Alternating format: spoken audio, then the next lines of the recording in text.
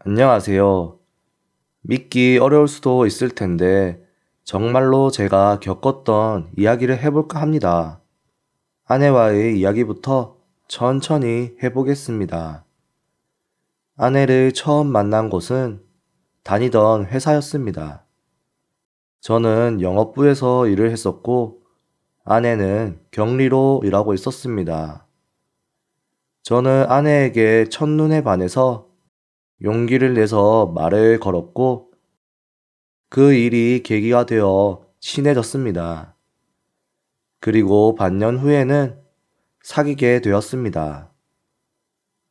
처음에는 아내가 제 고백을 계속 거절했었는데 저는 10번 찍어 안 넘어가는 나무 없다는 마음으로 계속해서 대시를 하였고 결국 아내가 제 진심을 받아주어 교제가 시작됐습니다. 아내는 어쨌든 밝고 긍정적인 여성이었고, 제가 지금까지 만났던 여자 중에서 단연 최고의 여성이었습니다.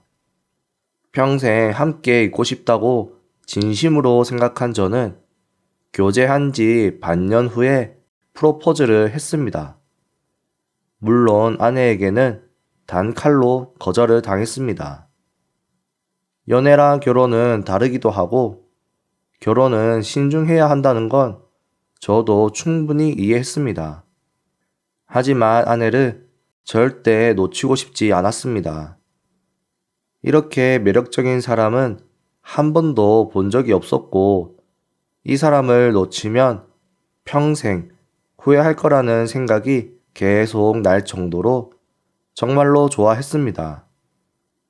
그러고 나서 저는 몇 번이고 더 진심을 담아 청혼을 했습니다. 그럴 때마다 아내는 미안한 듯 고개를 좌우로 흔들기만 했습니다. 저는 계속된 거절에 이유가 뭔지 알려달라 했습니다. 앞으로 어떤 일이 일어날지 모르잖아.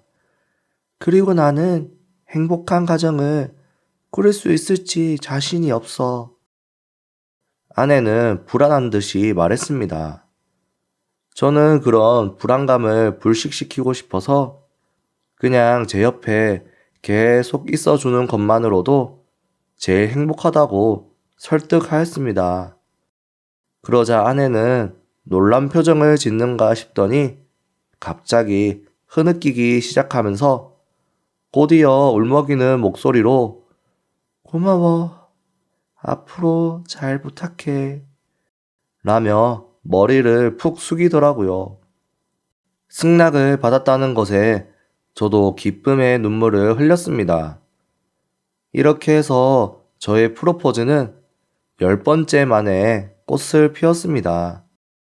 부모님께 인사를 마친 후에 곧장 혼인신고를 했고 결혼식은 가족끼리만 간단히 치르고 신혼생활을 시작했습니다. 꿈에 그리던 신혼생활은 하루하루가 정말 행복했습니다. 해가 뜨면 아내가 저를 위해 아침을 차려주고 간식도 챙겨주며 내조를 잘 해주었습니다. 직장 연애로부터의 결혼이어서인지 동료들은 자녀 계획은 언제 세울 거냐며 자주 이야기를 했습니다. 솔직히 저는 아직 아내와의 알콩달콩한 신혼생활을 더 만끽하고 싶어서 자녀 계획은 아예 생각하지 않고 있었습니다. 저희 부모님들께서도 손자 제촉은 하지 않으셨던 터라 동료들의 말들은 한 귀로 그냥 흘려듣고 있었는데 아내는 저와는 생각이 달랐나 봅니다. 나랑 여보를 닮은 아기를 갖고 싶어. 그러니까 지금 일은 그만두고 파트타임 아르바이트 하면서 임신 준비를 하고 싶어. 응? 난 아직 아기 생각은 없는데? 급하게 아기를 갖고 싶지 않아. 지금 우리 둘만의 시간을 나는 조금 더 즐기고 싶어. 그래도 임신하는 거 한 살이라도 더 어릴 때 해야 좋대. 그러니까 나이 더 먹기 전에 준비를 해야 하지 않을까? 그리고 마음먹은 대로 쉽게 되는 것도 아니래. 듣고 보니 저도 아빠로의 삶을 동경하기도 했었습니다. 무엇보다도 아내가 저와 닮은 아기를 갖고 싶어 한다는 사실이 너무나 기뻤습니다. 그 후 아내는 다니던 회사를 퇴사하였고 집 근처 카페에서 파트타임 아르바이트를 시작하였습니다. 그로부터 불과 2주 만에 사랑하는 아내가 사라졌습니다. 사라지는 그날까지도 의심할 만한 행동 같은 건 전혀 없었습니다. 아내가 사라진 그날 아침에도 평소와 똑같았습니다. 그날에도 해가 뜨면 아내가 만들어준 아침을 함께 먹고 간식을 담아준 도시락통을 들고 현관에서 가벼운 포옹과 함께 저는 출근했습니다. 그래서 낮에 휴식이나 시간이 있을 때 저는 부지런히 아내에게 문자를 보내고 했는데 이날은 전혀 답장이 없었습니다. 아르바이트도 쉬는 날이었는데 밖에서 돌아다니는 중인가 하고 신경 쓰지 않고 일에 집중했습니다. 퇴근 후 집에 오니 집에는 인기척도 없었고 온 집에 불은 다 꺼져 있었습니다. 식탁에는 종이 한 장과 함께 결혼 반지가 놓여 있었습니다. 좋아하는 사람이 생겼어. 그 사람에게 갈 거야. 그동안 고마웠어. 종이에 적힌 내용은 이게 전부였고 저는 심장이 멈추는 기분이었습니다. 바로 아내에게 전화를 걸었습니다. 하지만 이미 핸드폰은 정지를 한 상태였는지 통화 불가 멘트만 들려올 뿐이었습니다.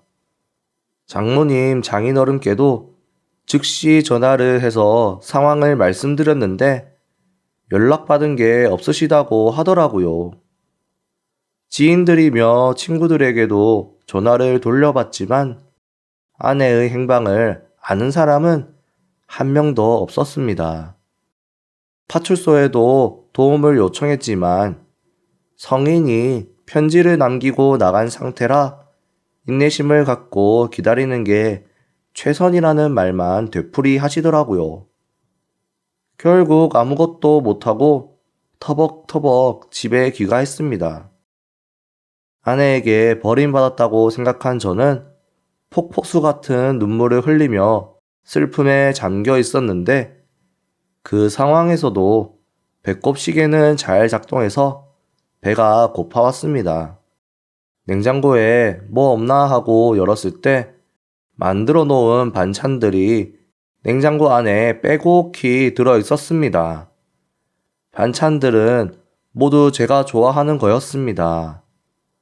아내가 마지막으로 저를 위해 만들어 놓았다고 생각하니 저는 다리에 힘이 풀리며 그 자리에서 오열을 했습니다. 이렇게 저의 신혼생활은 불과 2주 만에 막을 내린 셈입니다. 따로 이혼 신고는 하지 않았습니다.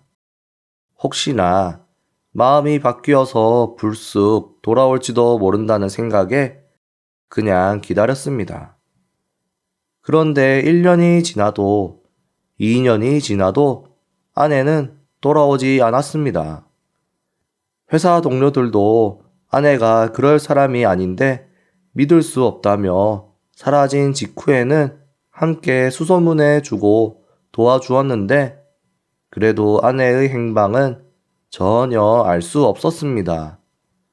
마치 우리 일상에서 아내만 사라진 느낌이었습니다. 장모님, 장인어른께서는 저에게 무릎 꿇을 기세로 사과하셨습니다. 내 딸이 엉뚱한 짓을 해서 미안해. 배우자가 생사불명 상태로 몇 년이 지나버리면 재판에서 이혼 청구를 할 수 있다고 하더라고. 고생이겠지만 그때까지만 어떻게든 버텨줘. 마음고생 시켜서 미안해. 저는 장모님 장인어른께서 사과할 일이 아니라고 생각했고, 사라진 아내가 밉고 원망스러웠지만 그래도 아내를 좋아했습니다. 저에게 뭔가 원인이 있을지도 모른다는 생각도 들었고, 실수로 아내에게 상처를 주었던 건지도 모릅니다. 그렇게 생각하니 다른 남자를 향한 분노보다 아내에 대한 미안함이 더욱더 컸습니다. 저는 평소와 같은 생활을 하려고 노력을 했습니다. 하루하루가 힘들기도 하고 슬프고 인생의 밑바닥이라는 느낌이었지만 3년이 지나니 어느 정도 모든 게 정상이 되더라고요. 아내가 사라진 지 얼마 안 됐을 땐 코미디 프로그램을 봐도 눈물이 흐르고 감정이 제멋대로였는데 이제는 그렇지 않습니다. 아내 생각은 있고 조용한 일상을 되찾은 저는 회사와 집을 오갈 뿐인 밋밋한 생활을 반복하고 있었습니다. 그러다 일상에 변화가 생긴 건 그 일이 있은 후 7년이 지났을 무렵에 대충 만든 저녁을 먹으면서 드라마를 멍하니 보고 있을 때의 일입니다. 핸드폰으로 공중전화로 보이는 처음 보는 전화가 울렸습니다. 처음에는 이상하게 생각해 받지 말아야지 했는데 몇 번 울리고 말 줄 알았는데 끊임없이 울렸습니다. 여기서 뭔가 이상한 느낌을 받아 전화를 받아봤습니다. 여보세요? 대답은 없고 작은 숨소리만 들렸습니다. 여보세요? 누구세요? 평소의 저라면 대답하지 않으면 그냥 끊을 텐데 이때는 왠지 끊어버리는 것을 망설이고 있었습니다. 뭔가 감이랄까? 촉이 섰던 것 같습니다. 혹시 여보야? 여보. 틀림없이 아내의 목소리였습니다. 근데 저랑 같이 있을 때랑은 생각할 수 없는 힘이 쫙 빠진 목소리였습니다. 있잖아. 나 좀 도와줘. 지금 어디야? 아내로부터 주소를 받아줬고 저는 그곳으로 달려갔습니다. 그곳은 바다가 유명한 곳이고 여름에는 사람들이 많이 붐비는 곳이었습니다. 1시간을 달려 아내가 불러준 주소로 도착했습니다. 그곳에는 아내가 공중전화 박스 안에서 무릎을 껴안고 웅크리고 있었습니다. 계절은 여름이었지만 그래도 바닷가이고 바람이 많이 불고 추웠는데 아내는 얇은 옷만 겨우 입고 짐은 안 보였습니다. 마지막으로 봤을 때보다 훨씬 가냘팠습니다. 전화로는 그렇게 울고 있었는데 제가 막상 눈앞에 나타나니 아내는 퉁퉁 부은 눈으로 미안하다는 듯이 웃었습니다. 저는 즉시 조수석에 아내를 태웠습니다. 딱히 목적지도 없이 저는 그냥 차를 몰았습니다. 아내가 마음먹고 입을 연 것은 그로부터 한참 지나서였습니다. 나 있잖아. 집 나오고 나서 전 남자친구와 함께 있었어.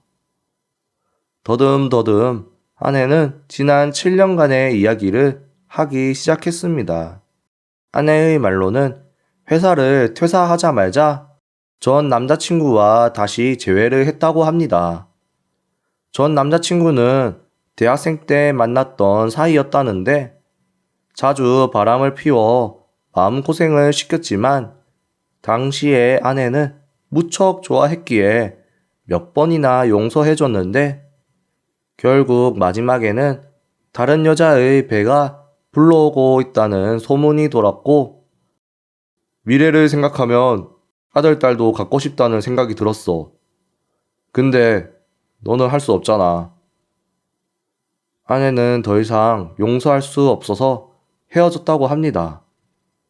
제가 아내에게 고백을 했을 때, 프로포즈를 했을 때도 거절을 반복했었던 이유는 아내가 가진 질환 때문에 임신하기가 어려워서 저와 이별을 하게 될까봐 두려워서 거절을 했다고 했습니다.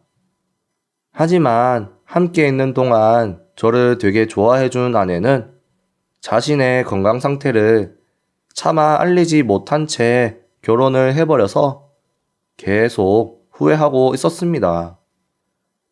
저를 닮은 아이를 진심으로 갖고 싶어 했고, 진심으로 불임 치료를 열심히 해야겠다고 결심한 순간, 전 남자친구가 찾아온 거였습니다. 지금 남편이 네 몸 상태에 대해서 알고 있어? 모르지? 아마도 알게 된다면 헤어지자고 할걸? 내가 알려줘야겠네. 그만둬. 그러기만 해봐. 가만두지 않을 거야. 버림받기 싫으면 네 말로 나한테 와. 요즘 내가 하는 사업이 있으니 와서 일 좀 해줘야겠어.